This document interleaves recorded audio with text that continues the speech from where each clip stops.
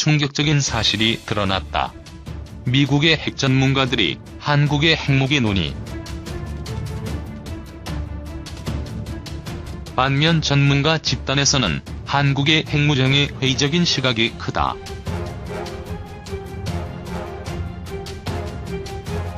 말인즉슨 한국의 입장에서는 상당한 국력의 출혈을 감수하지 않는 한 핵무장을 할 수 없으며 설령 무리하게 핵보유를 추진한들 우리의 국제적 지위가 올라가기는커녕 고립되기만 할 가능성이 높다는 경고이다.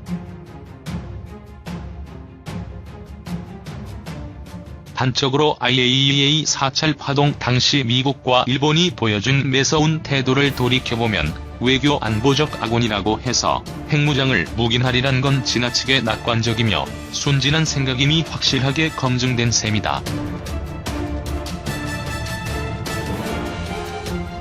당장 북한이 받고 있는 핵 개발 시도에 따른 각종 제재를 한국의 핵무장 반대론을 뒷받침하는 근거로 내세울 수 있는 것도 바로 이 때문이고,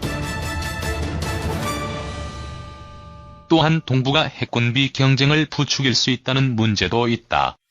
한국이 핵을 보유한다면 한국보다 3배 큰 일본 역시 즉각 핵무장에 나설 것이며 16 동시에 보통 국가로의 전환이 일어날 것이다.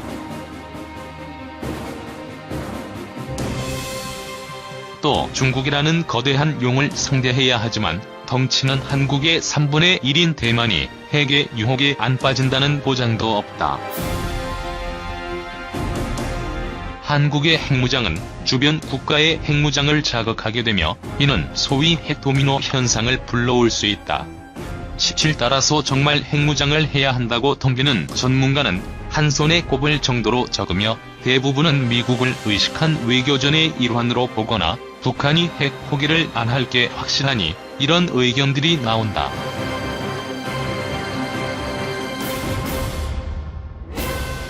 한국에서 핵무장론이 비등하게 되면 미국에서 결정적인 북핵 조치를 단행할 수 있다고 기대하는 것이다. 전문가들은 핵무장 시도가 아니라 미국과의 원자력 협정 개정에 힘을 쏟는다라는 주장도 있는데 아는 맞고 아는 틀렸다. 우선 한국의 위정자들이 어떻게 잘 포장을 하든 간에 미국은 한국의 의도를 빤히 부처님 손바닥 보듯이 꿰고 있다.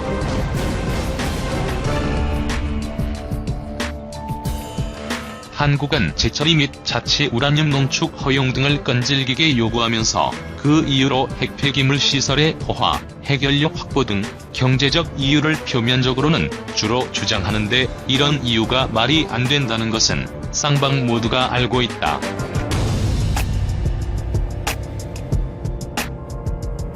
재처리의 경제적 효과나 우라늄 자원 포괄 같은 레퍼토리는 이미 한참 전에 국제적으로 탄핵이 된 주장들이기 때문이며 폐기물 보관 시설은 더 지으면 그만이다.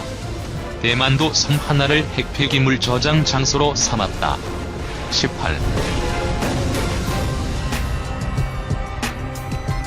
한국이 아무리 용을 써도 이런 근본적인 규제들은 해소되지 않을 것이며 이것이 해소되지 않는 것은 원칙적인 문제이지 한국의 태도에 따라 가변적인 게 절대 아니다. 2015년 협정 개정은 한국의 끈질긴 요구와 건식 재처리 기술 공동 개발에 따라 명시적으로는 20% 미만 저농축을 허용하는 듯 하지만 실질적으로 농축을 하기 위해서는 여전히 미국과의 협의가 과제로 남아있고 엄중한 감시를 받아야 하는 등 사실상 농축이 현실화되어도 연구용이 최선인 상황이다.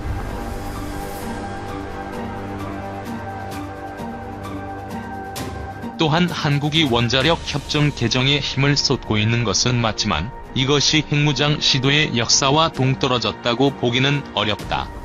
한미 원자력 협정은 이승만 정권까지 거슬러 올라가며 이것이 한국에 대한 제재의 의미로 성격이 굳어진 것은 포스트 NPT 체제인 70년대부터였다.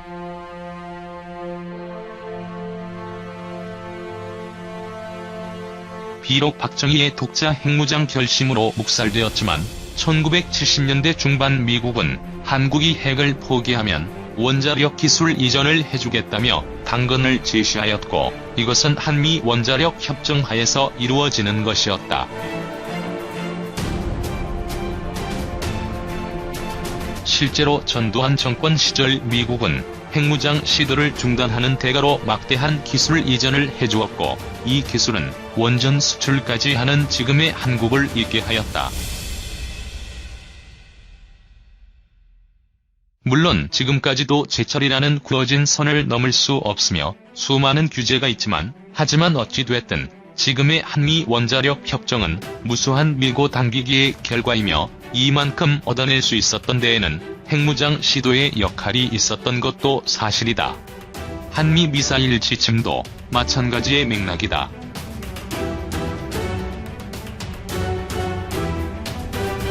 이 한국의 핵무장 시도 역사.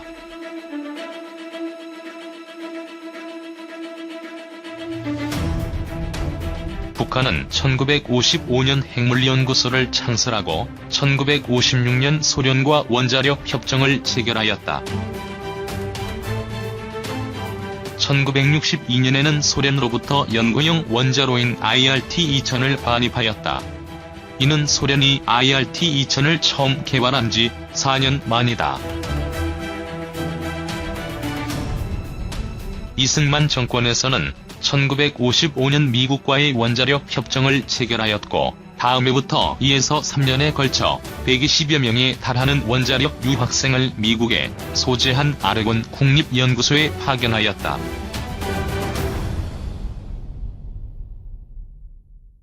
(1957년) 아르곤 연구소에서 연수를 마치고 돌아온 윤세은 서울대 교수가 1956년 설치되었던 문교부 기술교육부 원자력과의 과정에 취임한다. 같은 해에 국회에서는 원자력법이 제출되어 58년 통과되었으며, 1959년에는 원자력원과 원자력연구소가 설립되었다. 이승만 정권 퇴진 후인 1962년 한국의 최초 원자로인 연구용 원자로 트리가 마크 2가 들어섰다. 링크. 이후 박정희 정권 치하에 1969년 7월 닉슨 독트린이 발표되었다. 한국 정부는 곧바로 정상회담을 요청해 동년 8월 미국 샌프란시스코에서 박정희와 닉슨이 회담을 하였다. 이 자리에서 닉슨은 주한미군의 변화에 대해 사전 통보하겠다고 하였다. 1970년 3월 국무장관 헨리 키신저는 박정희에게 주한미군 2만 명을 이듬 해까지 철수하고 75년에 완전 철수할 것을 통보했다.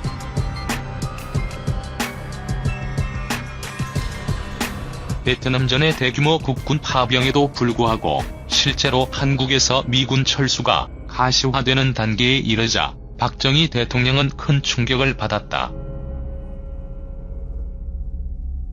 1970년 무기개발위원회와 국방과학연구소가 설립되었고, 무기개발위원회에서 핵무기 개발이 위원 만장일치로 가결되었다.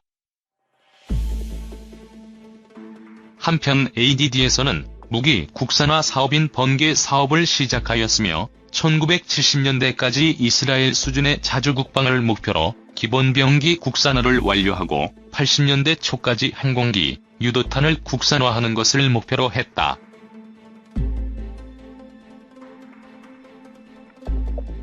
청와대 제2경제수석실 오원철 전 수석이 수시로 방문해 관리했다고 한다. 링크. 11대 국무총리였던 김종필은 박정희가 미군이 언제 떠날지 모르는데 원자폭탄을 연구해보자. 핵무기를 개발하다 미국이 방해해 못 만들게 되면 언제든지 만들 수 있는 수준의 기술이라도 갖춰놔야 하지 않겠느냐고 말했다고 회고하였다. 핵무장은 한국 경제가 중화학공업 시대로 전환한 1973년부터 본격화되었다고 한다. 오원철 수석 또한 1972년 자신과 김정념 비서실장을 집무실에 불러 일본 정도의 핵기술을 확보하라고 지시하였다고 증언하였다. 도널드 그레그 전 주한미대사는 미국이 73년 한국의 핵무장 동향을 처음 파악했다고 했다.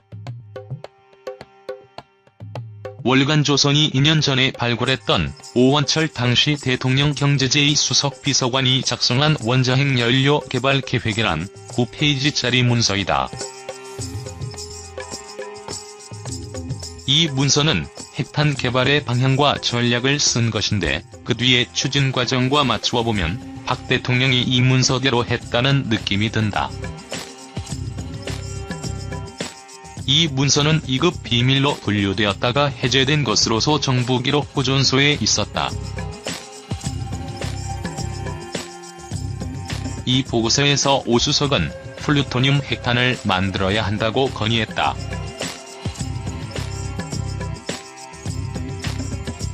우라늄 핵탄을 만들 경우에는 막대한 자금과 고도의 기술이 든다는 것이었다.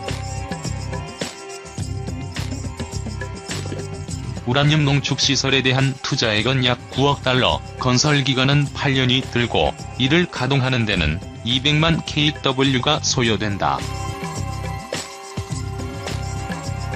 플루토늄탄의 경우에는 재처리 시설에 3,900만 달러, 건설기간 6년이 소요되고 대규모 전력이 필요하지 않으며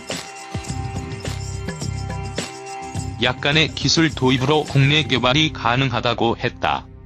오 수석은 재처리 시설에 공급할 사용핵 연료를 어떻게 얻을 것인가도 검토했다. 그는 캐나다에서 만드는 중순호 원자로를 이용하면 연간 200kg의 플루토늄을 얻을 수 있다고 했다.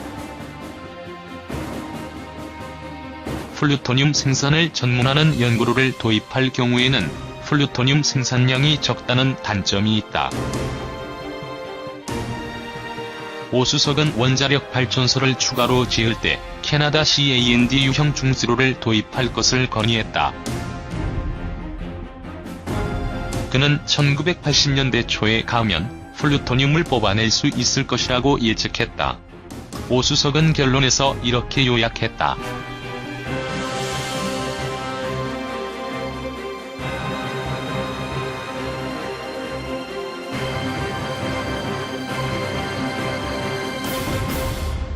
(1973년도부터) 과학기술처로 하여금 상공부와 합동으로 핵연료 기본기술 개발에 착수한다. 1980년대 초에 고순도 플루토늄을 생산한다.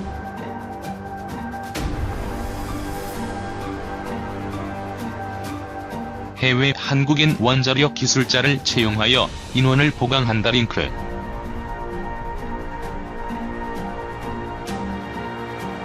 핵무장을 위해 한국 정부는 당시 미국과 핵기술의 분배를 놓고 이견이 있던 프랑스에 접근했다.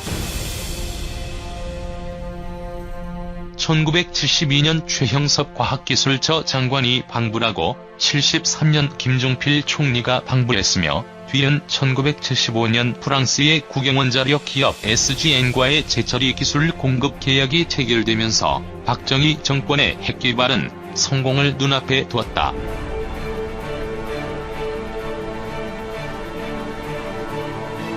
이 계약이 실행되었다면 연간 20kg의 플루토늄 추출이 가능했다고 한다.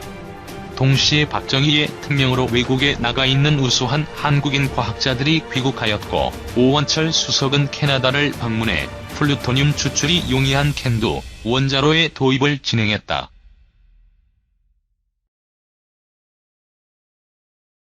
한국보다 먼저 캔두 원자로를 도입한 인도와 파키스탄이 결국 핵무장한 것으로 볼 때 이것이 의미하는 바는 적지 않았다.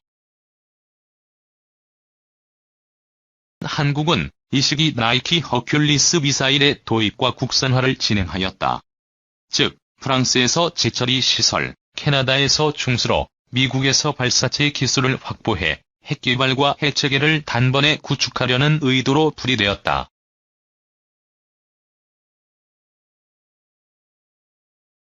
1973년 박정희는 중화학공업화정책 선언을 하면서 경남 창원에 종합기계공단을 세우겠다는 의지를 천명하였다. 국가기록원 오원철 수석이 1972년 건의안을 대통령이 제거하는 방식으로 진행한 점, 핵개발 관련 기업인 현대양행이 창원에 소재한 기업이었다는 점,